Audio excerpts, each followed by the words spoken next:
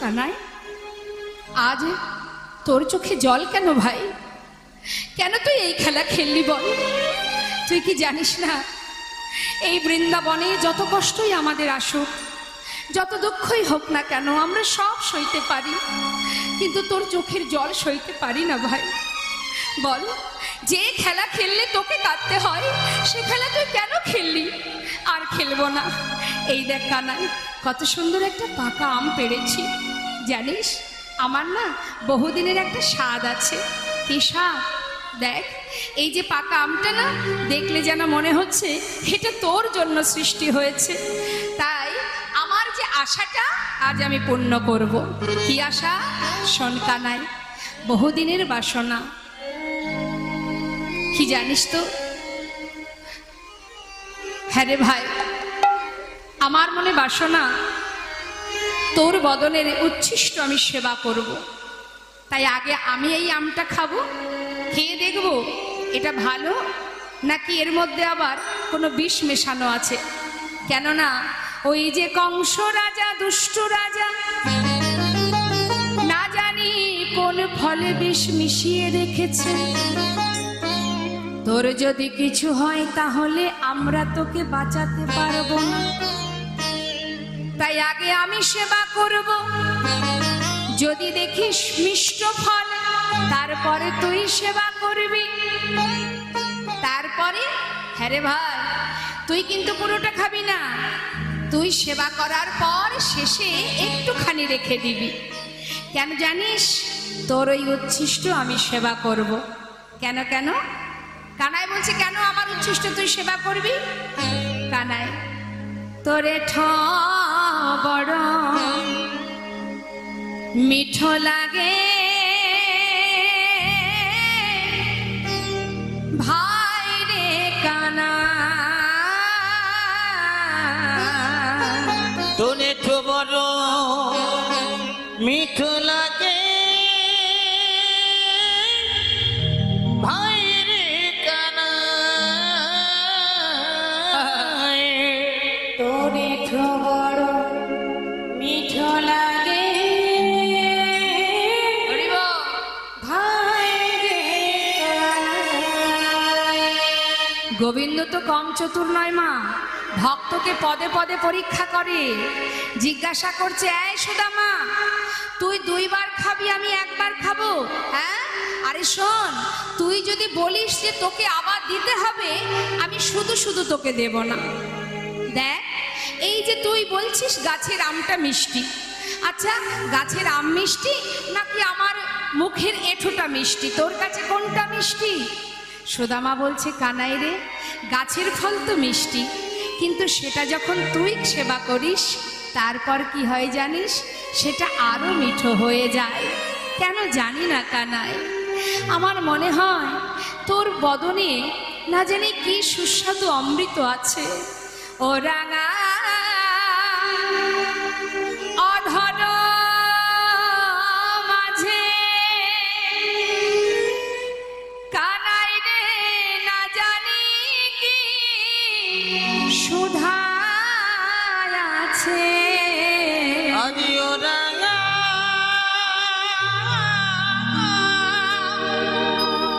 অধর মাঝে কানাই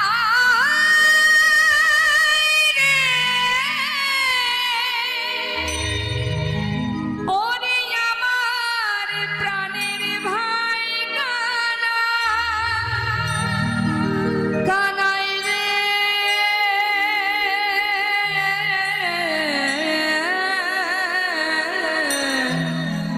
ওরে আমার প্রাণের ভাই কানা। আজিও রাঙা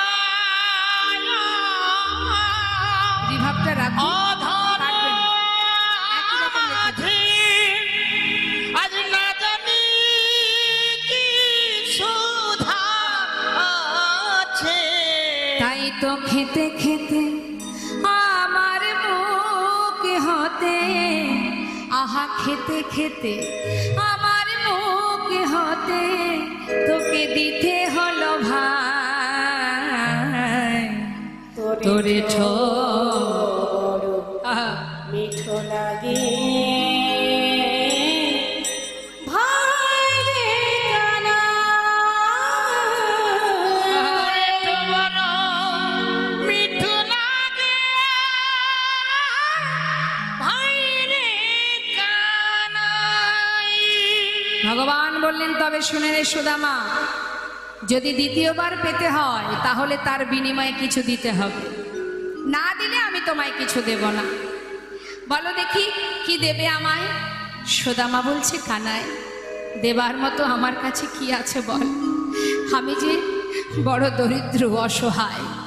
তবে দেখ, আমার মা এই বনে আসার সময় আমাকে সারা গায়ে কত কি গহনা পরিয়েছে, নে এই নে, এগুলো সব তুই খুলে নে, কিন্তু তার বিনিময়ে তোর কাছে একটা নিবেদন। কানাই, যা কিছু অঙ্গে আছে এর থেকে দামি, এর থেকে মূল্য আমার মনের যে বাসনা, তোর বদনের উচ্ছিষ্ট একটু সেবা করব। হরিবল হরিবল। নে ভাই, খুলে নে, যা কিছু আছে সব তুই খুলে নে, নে নে। এই উপহার নাও আমি খাইয়া, আমাকে দাও। এই উপহার নাও আমি খাইয়া, আমাকে দাও। ওরে দাস উদ্ধবের মনে, ও গয়ে দাস উদ্ধবের মনে, সে যে কিছু পেতে চায়। তোরে ঠোঁট নিতাই গৌর হরিবল, গৌর হরিবল, হরিবল। ভাই রে কানাই। তোরে তো বড় মিঠো লাগে ভাই রে কানাই। বাবা, কানাইকে সঙ্গে করে নিয়ে সখাগণ প্রতিনিয়ত বনের মাঝে এইভাবে নিত্য নতুন খেলায় মেতে থাকে। কিন্তু হঠাৎ কি হলো মা? মথুরা থেকে কংস মহারাজ রথ পাঠিয়ে দিল কানাই বলাই দুই ভাইকে ধরে আনার জন্য মথুরাতে। যখন অক্রূর চলে গেল বৃন্দাবনে, সেখানে গিয়ে কানাই বলাই দুই ভাইকে যখন মথুরায় নিয়ে এলো, কেন নিয়ে এলো আপনারা সবাই জানেন, তাকে প্রাণে মারার জন্য। যখনই নিয়ে এলো, গোটা বৃন্দাবন কৃষ্ণহারা হয়ে হাহাকার পড়ে গেল। সবাই কাঁদে, ধেনুবৎস বনে যায় না, সখাগণ তৃণ সেবা, আহা সখাগণ বনে যায় না। মাতা যশোমতী ক্ষণে চৈতন্য ক্ষণে অচৈতন্য হয়ে পড়ে। সমস্ত ব্রজবাসী কানাই কানাই বলে ডাকে। এহেন দুরবস্থা বৃন্দাবনে, সবাই যখন কাঁদছে, আর এদিকে কৃষ্ণের প্রিয় সখা সুদামা, যে কিনা প্রাণের থেকে বেশি ভালোবাসে কানাইকে, সেই সুদামার অবস্থা কি হলো? পাগলের মতো পথে পথে ঘুরে বেড়ায়, সর্বত্রে পাগলের ন্যায় ঘুরে বেড়ায় সুদামা। হঠাৎ সুদামার পিতা, যার নাম মটুকমণি, এই মটুকমণি চিন্তা করলেন, আমার ছেলে যদি কৃষ্ণের জন্য এইভাবে পাগলের মতো ঘোরে, তাহলে আমার ছেলে তো দিনে দিনে পাগল হয়ে যাবে। কি করা যায়? কোথায় পাবো আমি কানাইকে? সে আছে কোথায়? আমি না হয় আমার পুত্রকে তার কাছে রেখে আসি। কিন্তু কানাই কোথায় আছে? সন্ধান করতে শুরু করলেন। যেখানে কানাই আছে সেখানে আমি আমার পুত্রকে রেখে আসব। চারিদিকে খুঁজতে শুরু করলেন সুদামার পিতা, চারিদিকে খুঁজছে, কিন্তু কৃষ্ণচন্দ্র তিনি মথুরায় গিয়ে কংসকে বধ করবার পর সে কিন্তু আর ফিরে আসেনি মা। সেখান থেকে তিনি আর বৃন্দাবনে আসেননি। তবে কোথায় এলো? বৃন্দাবনে নাই কৃষ্ণ, মথুরাতে নাই। বৃন্দাবনে নাই কৃষ্ণ, মথুরাতে নাই।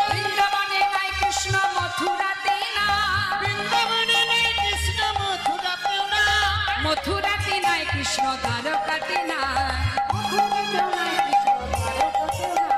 কোথায় বা আছে সে? কোথায় বা আছে সে? কোথায় আমার প্রাণ কানাই কোথায় বা আছে সে?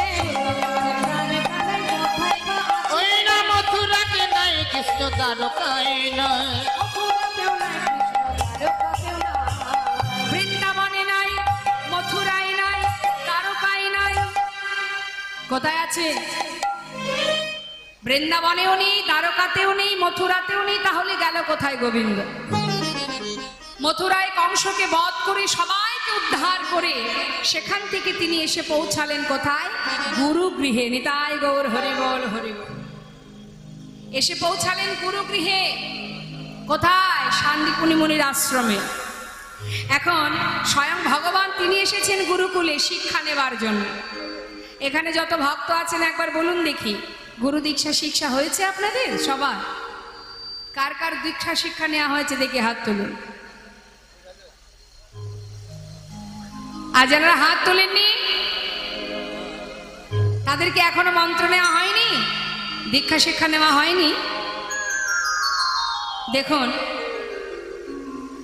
যত সময় আপনি মন্ত্র গ্রহণ না করবেন, গুরু চরণ আশ্রয় না করবেন, যত সময় দীক্ষা শিক্ষা গ্রহণ না করবেন, তত সময় কি হবে?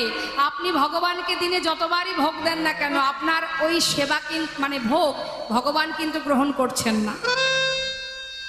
মন্ত্র গ্রহণ না করলে আপনার হাতের জল ভগবান তো দূরে থাক, একজন ভক্ত বৈষ্ণব গ্রহণ করেন না। তাহলে মন্ত্র আগে গ্রহণ করতে হবে। আপনি ভগবানকে বাড়িতে 1 থেকে 5 বার ভোগ দিচ্ছেন, কিন্তু এখনো যদি আপনার দীক্ষা শিক্ষা না হয়ে থাকে তাহলে সেই সেবা বৃথা। শুধু তাই নয়, গুরুদেবের দেওয়া তুলসীর মালা কণ্ঠে পরিধান করতে হবে। আছে তো সবার গলায়?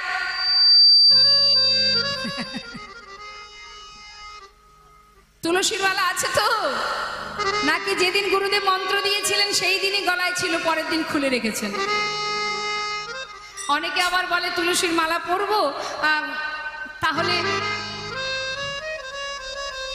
ভালো দেখায় না, মানায় না।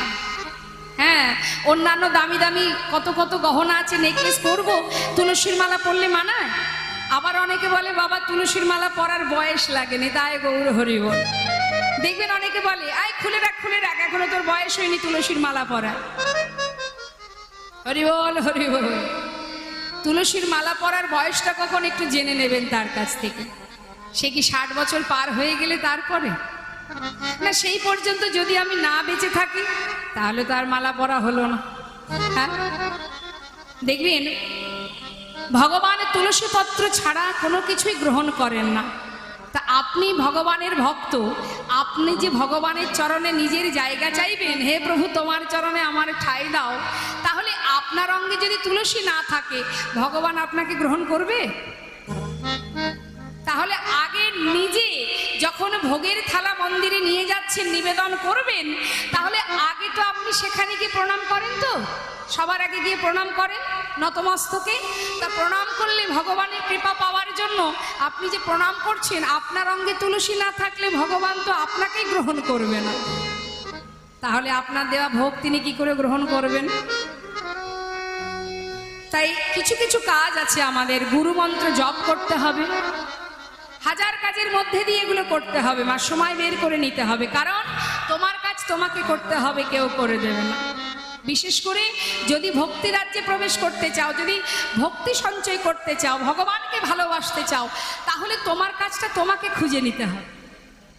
যে হাজার কাজের মধ্যে দিয়ে আমি 8 ঘন্টা সময় বের করব আমি আমার গোবিন্দ সেবার জন্য বা আমার ভজনের জন্য, সেটা তোমাকে বাহির করে নিতে হবে, কেউ করে দেবে না। বিশেষ করে মায়ার সংসার মোটেও দেবে না। আচ্ছা, ঠিক আছে। তো আমাদের মাথায় রাখতে হবে, এসেছি যেমন চলে তো যেতে হবে। হ্যাঁ, আসার সময় এসেছিলাম ভালো, যাবার পথটা আমাদের কারোরই মনে নেই। তো যাবার পথ আমাদের যদি যেতে হবে, যখন সেই পথটা তো আমাদের জানতে হবে। সেই পথটা জানতে গেলে আগে আমাদের গুরু কৃপা লাভ করে গুরুমন্ত্র জপ করতে হবে, গৌরচরণে আত্মনিবেদন করে 2 ফোঁটা বাড়ি বরিশন করতে হবে। আর কিছু করতে হবে না মা, একবার 2 ফোঁটা বাড়ি বরিশন করে ভগবানের চরণে যদি বলতে পারেন, হে প্রভু, 2টি নয়ন জলে ধুইয়ে দেব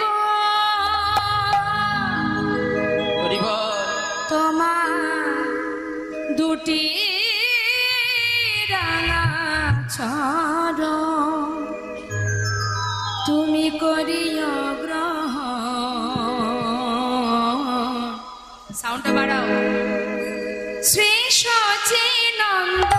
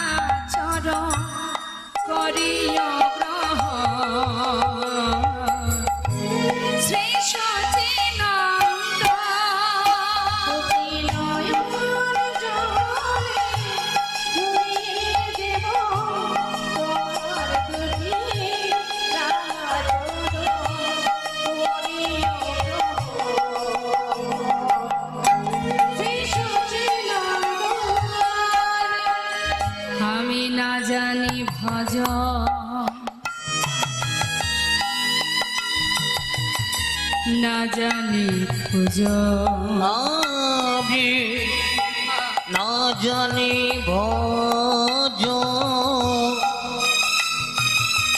না জানি পুজো কোন গুণে পাব তোমার রাঙা চরণ। আমি না জানি ভজ না জানি পূজন কোন গুণে পাবো তোমার ও দুটি চরণ। দুটি নয়নের জল বহে অবিরাম। হে প্রাণ গোবিন্দ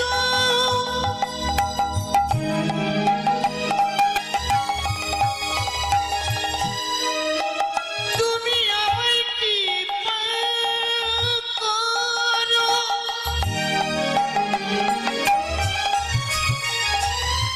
তুমি ছাড়া আমার আর কেহ নাই।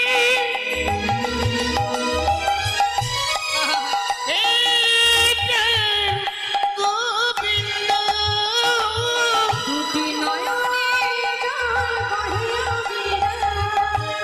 মানি না বারণ। শ্রী সচিনন্দ হৃদয় মৌন হরে বল হরে বল।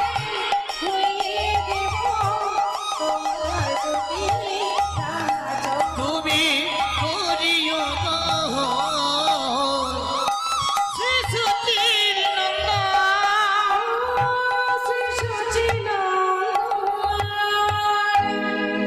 আজ গুরুচরণ আশ্রয় করে দুফোঁটা বাড়ি বরিশন করো। যেখানে থাকো যেমন থাকো অপবিত্র পবিত্র বা সর্ববস্থাঙ্গত পিবা যশারে পুণ্ডরীকাক্ষ সবাজ্য অভ্যন্তর সূচি। তোমার যেখানে থাকো যেমন থাকো যেভাবে থাকো যে অবস্থায় থাকো কোনো দুঃখ নেই। যদি তুমি যখনই তুমি হরিকে স্মরণ করবে তোমার ভিতর বাহির সর্বত্র পবিত্র হয়ে উঠবে। এমনই নামের মহিমা মা। তাই আজ ভগবান কৃষ্ণ তিনি আমার গুরুগৃহে গেছেন, সঙ্গে গেছেন কে? দাদা বলরাম। সেই খবর চলে গেল গোটা বৃন্দাবনবাসী জানতে পারলো। যেই বৃন্দাবনবাসী জানতে পারলেন দেরি না করে মটকমণি তার ছেলে অর্থাৎ সুদামাকে নিয়ে গেলেন সেই গুরুগৃহে। হরিবোল হরিবোল। তার মধ্যে একটা কথা আমি বলবো, সেটা হচ্ছে কমিটির ভক্তবৃন্দ, বিশেষ করে এখানে দেখছি ভক্তিমতী মায়েরা আছেন, কমিটির সমস্ত মায়েরা আছেন। তো সেই মায়েরা আপনাদের কাছে ভিক্ষার থালি নিয়ে যাচ্ছে। আপনারা এত বড় মহতি হরিবাসর, এত বড় একটি অনুষ্ঠান, এত সাধুগুরু বৈষ্ণবের সেবা চলছে, ভগবানের সেবা চলছে, তো এটা তো আর কখনো একার দ্বারা সম্ভব নয়। তাছাড়া কেউ যদি মনে করে যে আমি আমার একার অর্থ দিয়ে ভগবানের সেবা দেব, সেটার মধ্যে অহংকার চলে আসে মা। তাই ভগবান ভিক্ষা ছাড়া কখনোই তিনি গ্রহণ করেন না। তোমার যতই থাকুক না কেন সেটা কিন্তু তার থেকে মালিক আরো একজন আছে, যিনি বিশ্ব ব্রহ্মাণ্ডের মালিক। তাই কেউ কখনো যদি ভগবানের সেবা দিতে চাই, তাহলে কি করতে হবে? ভিক্ষা করে আনতে হয়। ভিক্ষা ছাড়া ভগবান গ্রহণ করেন না। তাই আজ মন্দির কমিটির সমস্ত ভক্তিমতী মায়েরা, তারা সবাই যাচ্ছে আপনাদের কাছে। ওমা, কি হলো? এই ভগবানের দক্ষিণা দেওয়ার জন্য চলে যাচ্ছেন নাকি? আচ্ছা, আবার আসবেন। ঠিক আছে, ঠিক আছে। তো আপনারা কেউ বঞ্চিত করবেন না। দিও কিঞ্চিত, না করিও বঞ্চিত। যাকে দিচ্ছেন আপনি জেনে রাখবেন, সে আপনাকে দিয়েছে, তাই আপনি পেয়েছেন।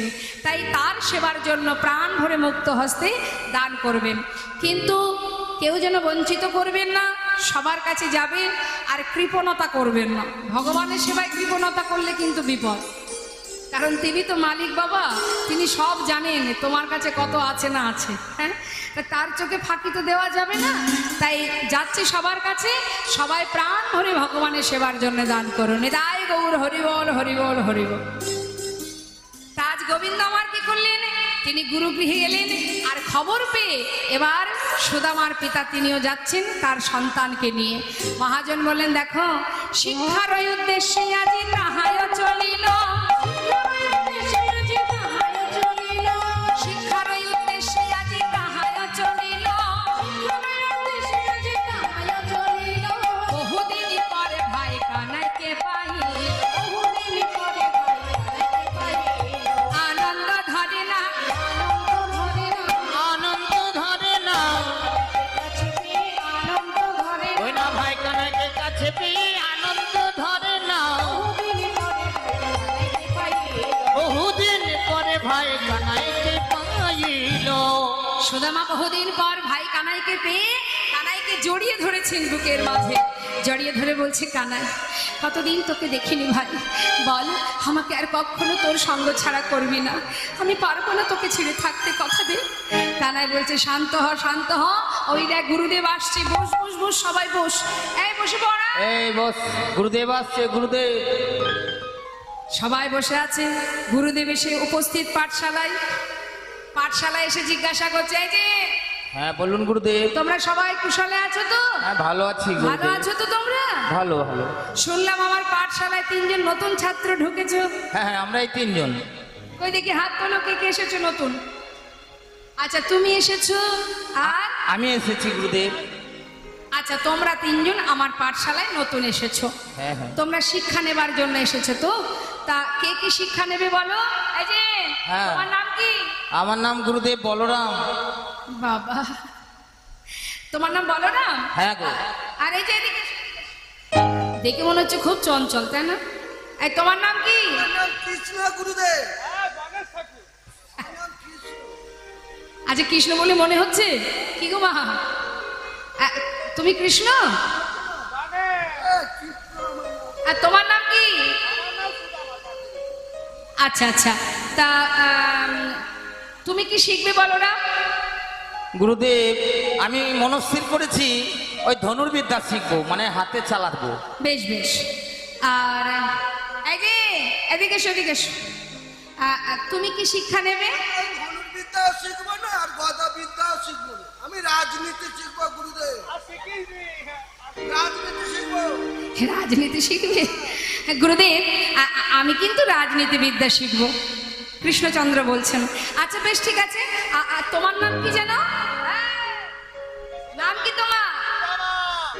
তুমি কি শিক্ষা নেবে? বেদ অধ্যয়ন করবে তো? যারা বেদ অধ্যয়ন করে তাদেরকে কি বলে? তাদেরকে বলা হয় বিপ্র।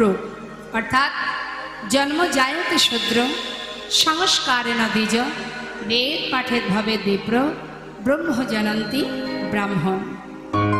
তো যারা বেদ পাঠ করে তারা হয় বিপ্র, আর ব্রহ্ম জানন্তি ব্রাহ্মণ। তুমিও ব্রাহ্মণ হতে পারো, আমিও হতে পারি, যদি ব্রহ্মত্ব জ্ঞান তোমার মধ্যে থাকে। তাই আজ এই যে ব্রাহ্মণ, দেখবেন মা, ব্রাহ্মণদের অঙ্গে যে পৈতেটা থাকে তাতে কটা সুতো থাকে? 9টি সুতো থাকে। 9টি সুতো 9টা গুণ ব্রাহ্মণদের মধ্যে থাকে। এই যে 9টা গুণ কি কি? শাস্ত্রে বললেন, সম দম তপ শৌচ,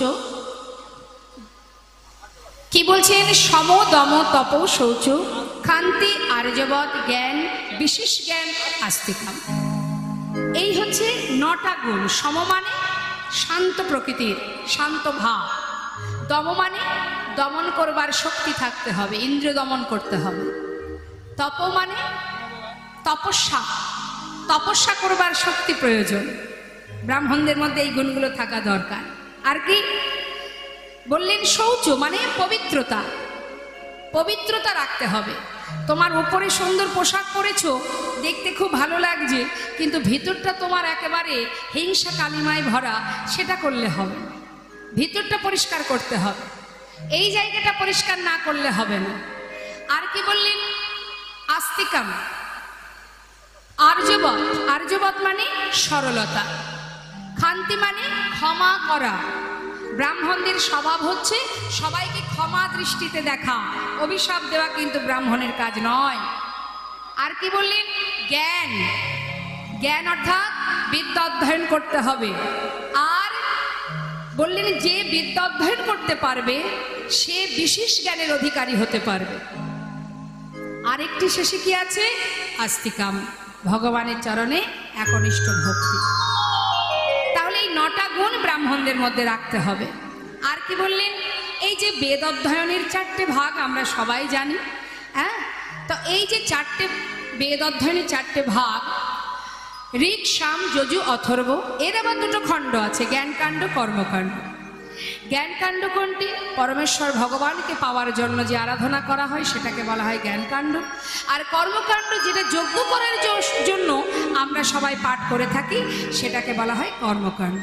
গুরুদেবের কাছে শিক্ষা নিচ্ছে ভগবান কৃষ্ণচন্দ্র বলরাম, সবাই আছেন পাঠশালায়। আগেকার সময়ে তো এত স্কুল কলেজ ছিল না বাবা। আগেকার সময়ে ছেলে মেয়েদের শিক্ষা দিতে গেলে গুরুকুলে পাঠাতে হতো। তা এখন সবাই যখন শিক্ষা নিচ্ছে, হঠাৎ গুরুমা ডাকলেন সুদামাকে, সুদামা, এই সুদামা, শুধু গুরুদেবের কাছে শিক্ষা নিলে হবে? যাও, রন্ধনশালায় কাঠ ফুরিয়ে গেছে, বন থেকে কিছু কাঠ কুড়িয়ে নিয়ে এসো। এই কথা শোনা মাত্রই সুদামার আনন্দ ধরছে না, বনে চলেছে কাঠ কুড়াতে।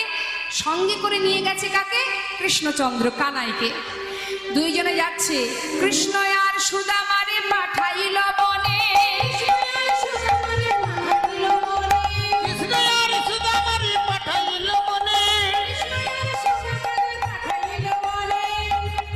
ওই না কাটানিতে চলে মেলায় আনন্দিত মন, কাটানিতে চলে মেলায় আনন্দিত মন। ওই না আনন্দ ধরে না,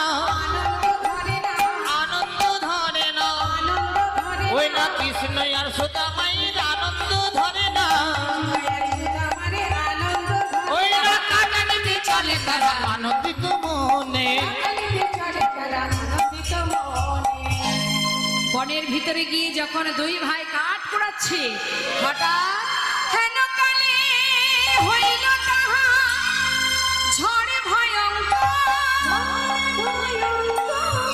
চারিদিকে ভরিল ঘন অন্ধকার, চারিদিকে ভরিল ওই ঘন অন্ধকার। প্রচন্ড ঝড় বৃষ্টি। আর এই ঝড় বৃষ্টির মধ্যে একে অপরকে হারিয়ে ফেলেছে। চিৎকার করে ডাকছে, সুদামা, সুদামা, সুদামা। হঠাৎ একটা গাছের ডাল কানার কাঁধে এসে পড়বে। তার প্রিয় সখা সুদামা ছুটে গিয়ে কানাইকে নিজের বুকে জড়িয়ে ধরে সেই গাছের ডালটি এসে পড়ল তারই কাঁধে। হরিবল হরিবল। ভগবান কেঁদে উঠলেন, সুদামা, তোর কেমন ভালোবাসা বন্ধু, হরিবল। এত বড় গাছের ডালের আঘাত তুই নিজে সইলি, এতটুকু আঘাত তুই আমার অঙ্গে লাগতে দিলি না। কতটা ভালোবাসিস তুই আমায়। সুদামা বলছে, কানাই, আমার যত কষ্টই আসুক, আমার কোনো দুঃখ নেই, কিন্তু আমি বেঁচে থাকতে তোর অঙ্গে এতটুকু আঁচল লাগতে দেব না রে আমি। তুই চিন্তা করিস না, আয় আমরা দুজনে একটা গাছের ডালে উঠে বসে থাকি, প্রচন্ড ঝড় বৃষ্টি, চারিদিকে অন্ধকার, কিছুই দেখা যাচ্ছে না। একটা গাছের ডালে দুইজনে বসে আছে মা, একজন বসেছে নিচের ডালে, একজন বসেছে উপরের ডালে। কিন্তু গুরুমা বনে যাবার সময় সুদামার আঁচলে কিছু ছোলা, ভিজে ছোলা বেঁধে দিয়েছিল। কেন না, যখন খিদে পাবে তোরা দুজনে ভাগ করে খাবি। এখন সুদামার আঁচলে বাঁধা আছে, আর সুদামা ওই গাছের ডালে বসে আছে উপরের ডালে। মনে মনে চিন্তা করছে প্রচন্ড খিদে পেয়েছে, এক কাজ করি একটু ছোলা খাই। হঠাৎ মনে পড়ে গেল কানাইয়ের কথা। মা যে বলেছিল, সুদামা ভাবছে যে মা যে বলেছিল কানাইকে দিয়ে খেতে, কি করি এখন আমি? আচ্ছা বেশ, এক কাজ করি, আমি তো খাই, আর ওর জন্য কিছু রেখে দেব, সেটা আমি ওকে দিয়ে দেব। এই ভেবে গাছের ডালে বসে বসে ছোলা খাচ্ছে। কিন্তু যখন ছোলা খাচ্ছে মা একটা একটা করে ছোলা মুখে দিচ্ছে, আবার একটু একটু করে পড়েও যাচ্ছে। আর পড়ছে যখন, একেবারে গোবিন্দ যেখানে যে ডালে বসে আছে তার সামনে দিয়ে গোবিন্দ দেখছে কি একটা একটা করে ছোলা নিচে পড়ছে। গোপালপুর ঘাটের ভক্ত যমুনা, আচ্ছা যমুনা মণ্ডল কমিটিকে 500 টাকা দান করেছে। নিতাই গৌর হরিবল হরিবল হরিবল। তা গোবিন্দ দেখছে সুদামা ছোলা খাচ্ছে, কিন্তু তাকে বলছে না, তাকে দিচ্ছে না। মনে মনে চিন্তা করছে, আচ্ছা মা যে বলেছিল আমায় দিয়ে খেতে, কিন্তু তুই তো বেশ বসে বসে ছোলা খাচ্ছিস, আমার কথা কি তোর মনে নেই?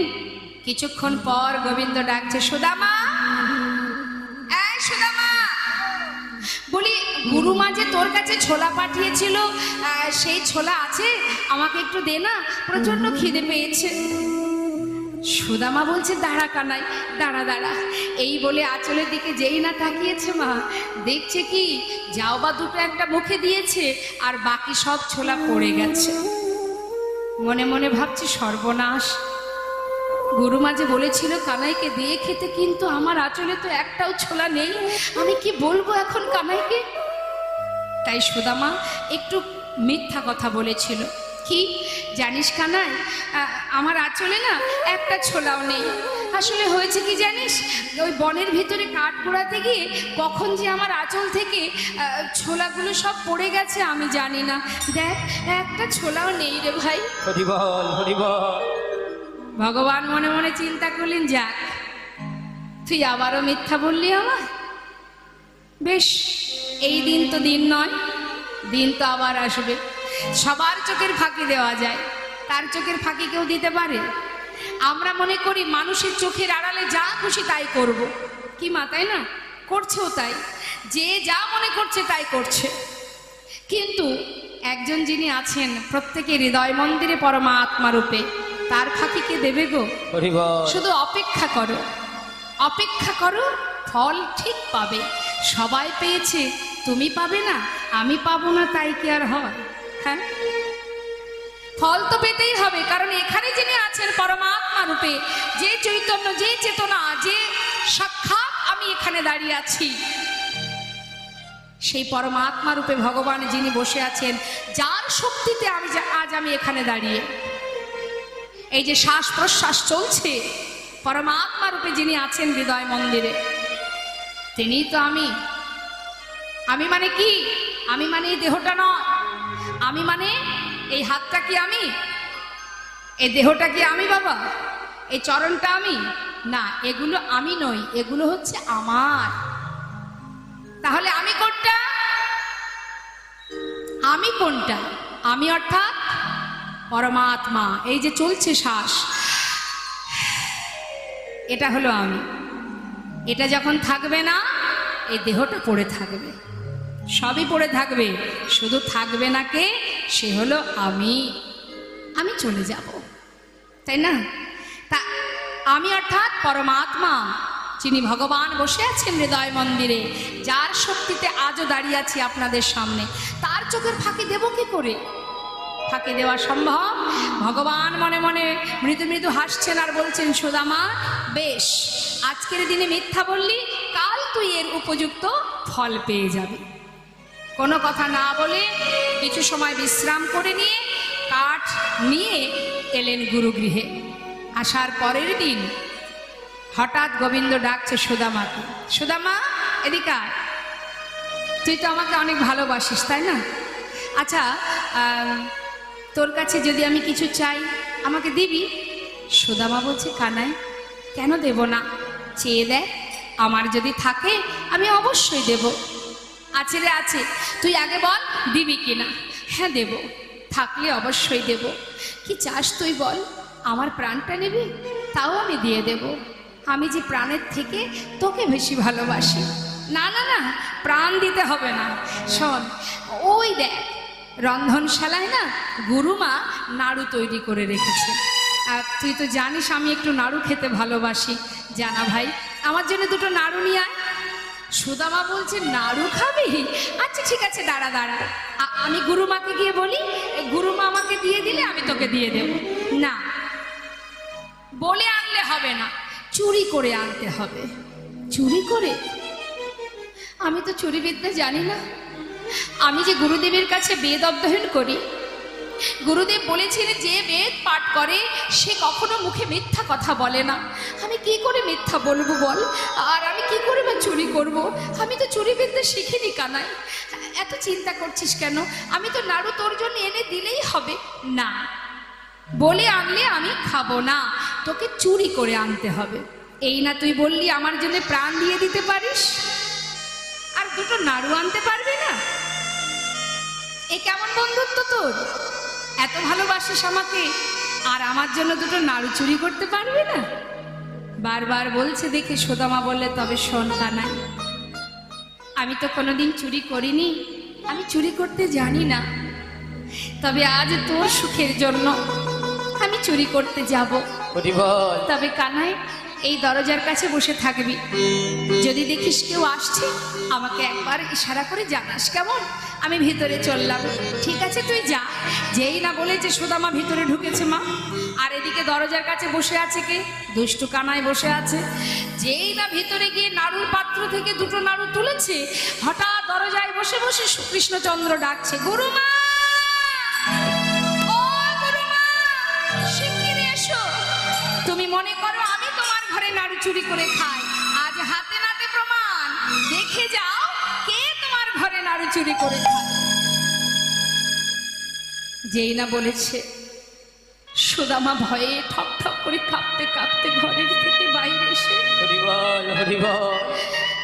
খানের কাছে এসে বলছে, খানাই তুই কি করলি ভাই? আমি কি অপরাধ করেছি তোর কাছে? কেন তুই এমন সাজা দিলি আমায়?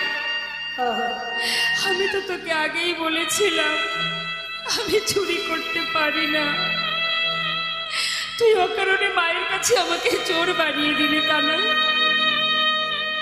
জানিস আমি তোকে কতটা ভালোবাসি। আমার মা বলেছে তুই নাকি ভগবান। আমি তো তা জানি না তুই ভগবান কিনা। তবে দেখ ভাই, আমি আমার প্রাণের থেকে তোকে বেশি ভালোবাসি। আজ অকারণে মায়ের কাছে আমাকে চোর বানিয়ে দিলি, আমি বড় কষ্ট পেলাম কানাই। তবে আজ এই গুরুকুলে দাঁড়িয়ে আমি তোর সামনে প্রতিজ্ঞা করলাম, কানাই রে, আমার মা যে বলে তুই ভগবান, আমি তো জানি না তুই ভগবান কিনা। তবে যদি তুই ভগবান হয়েও থাকিস, আমার জীবনে যত কষ্ট যত দুঃখই আসুক না কেন,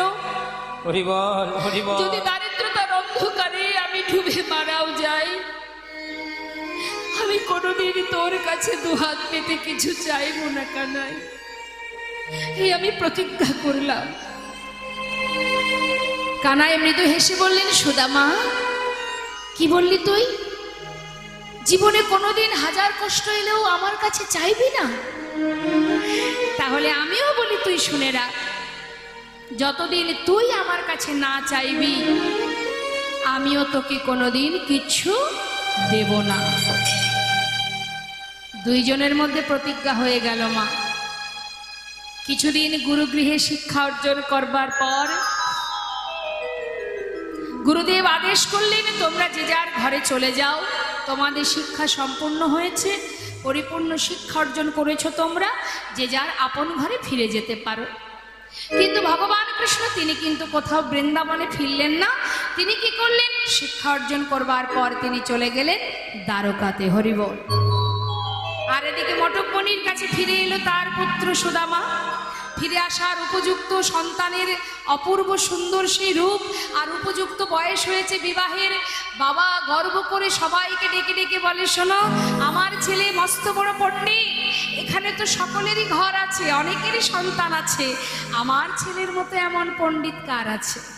গ্রামবাসী সবাই বলে, সত্যি তাই, তোমার ছেলে মস্ত বড় পণ্ডিত, আমাদের গর্ব, আমাদের অহংকার তোমার পুত্রকে নিয়ে।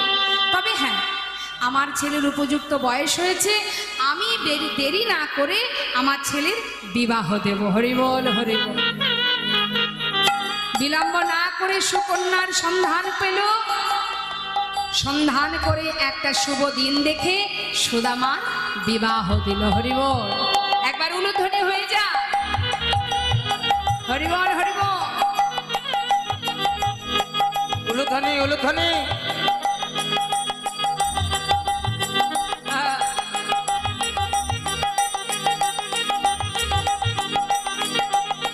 উলুধ্বনি।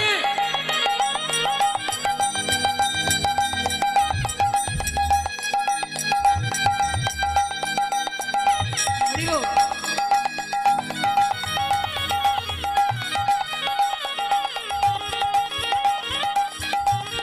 হরিবল।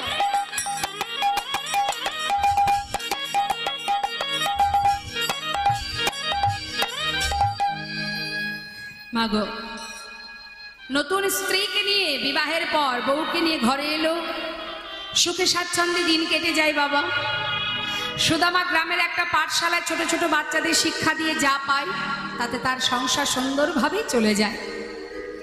এইভাবে কিছুদিন যেতে যেতে সুদামার সন্তান হলো।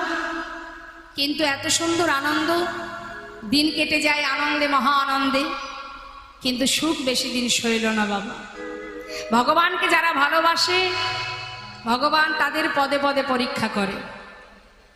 আমরা মনে মনে ভাবি যে ভগবানকে ভালোবাসলে বোধহয় সুখে থাকা যায়, কিন্তু না।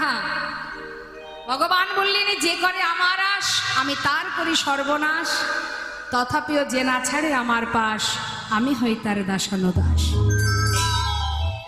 যে করে আমার আশ, যে আমায় ভালোবাসে, আমি করি তার সর্বনাশ। তার প্রমাণ আমার আপনার মতো ভক্তের কথা বাদ দিলাম, যে ভগবানের বামে বসে আছেন। সত্য ত্রেতা দাপর কলি 4 যুগের কথাই ভাবুন। ত্রেতা যুগে প্রভু রামচন্দ্রের বামে কে আছে?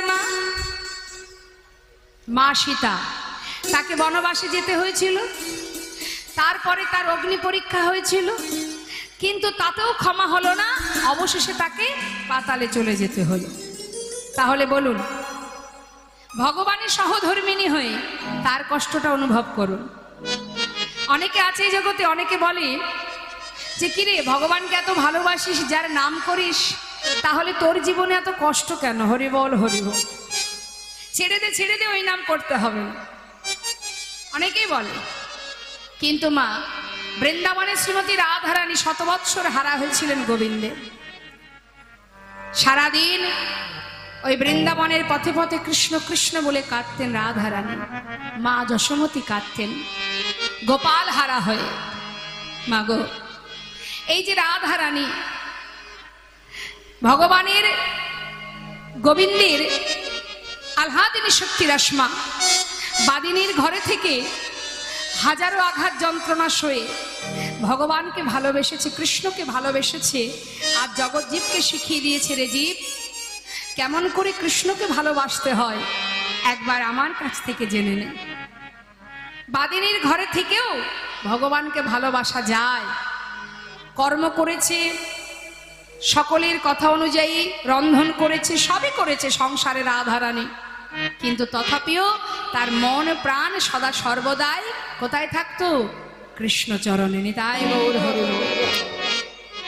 আমরা কি বলি ভগবানকে ডাকবো, তার নাম করব, সময় কোথায়? সারাদিন নানান কাজে দিন কেটে যায়, সময় নেই আমাদের ভগবানকে ডাকার। কৃষ্ণ নাম করার সময় নেই, হরিনাম করার সময় নেই। কর্ম তো তুমি হাতে করছো, মুখে তো তুমি আন কথা না বলে কৃষ্ণ নাম করতেই পারো। হ্যাঁ, যেভাবেই চলো না কেন, যাই করো না কেন, মুখে কৃষ্ণ নাম করো, হরি নাম করো। তাহলে কি হবে? সংসার রক্ষা হলো, আবার কৃষ্ণ ভজনও হলো। তাই আজ দেখো